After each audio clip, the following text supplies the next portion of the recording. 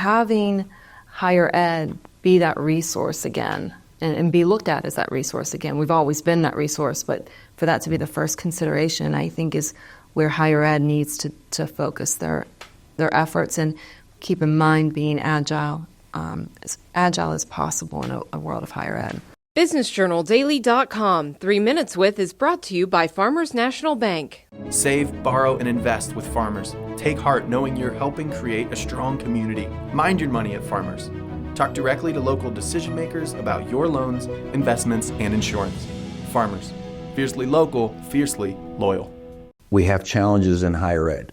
Yes. Now our viewers have challenges in their businesses or their families or their teams or whatever. We've got just as many in higher ed as anyone else does. We do. So tell me what you think right now is the biggest challenge this team has. I don't mean YSU, right. I mean higher ed. Higher ed in general. Higher ed has a few challenges. One is we've heard about the demographic cliff. So 18 years ago, people quit having as many babies. And so we don't have as many 18-year-olds and 19-year-olds. So you're going to start to see graduation rates from high school dropping. It doesn't mean they're not completing high school. It means we just don't have as many humans. That's the first problem. You don't have as many students graduating from high school. There's not as many entering college. The other issue we have is, social media. Let's face it. There's a handful of people that have made it really well and not attended college. Handful. Sure.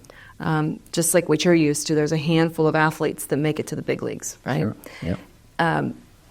But sometimes that message gets confused with you don't need to go to college to earn a lot of money. And that's not true. If you look at the national average, even the board game of life, remember the board game of life? You go this route and you get this profession that makes significantly less than if you go this route, which it takes a little bit more spaces, but you pick that card and you make more money. I mean, that's still true to this day. There's definitely a pay grade increase for associates, bachelor, master's, doctorate degree.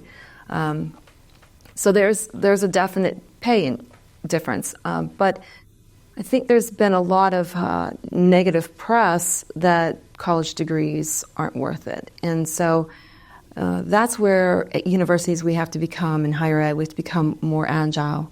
We have to make sure we have a space for everyone.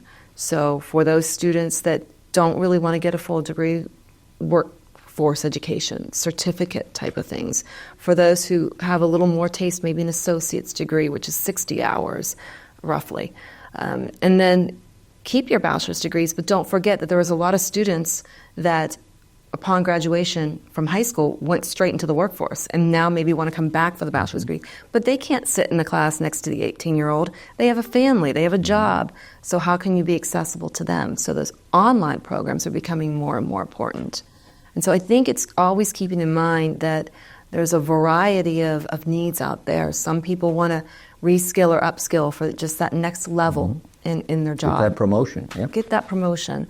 And having higher ed be that resource again and be looked at as that resource again. We've always been that resource, but for that to be the first consideration, I think is where higher ed needs to focus their efforts and keep in mind being agile, as agile as possible in a world of higher ed.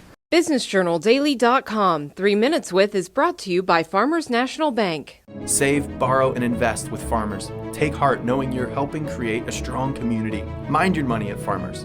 Talk directly to local decision makers about your loans, investments, and insurance. Farmers. Fiercely local, fiercely loyal.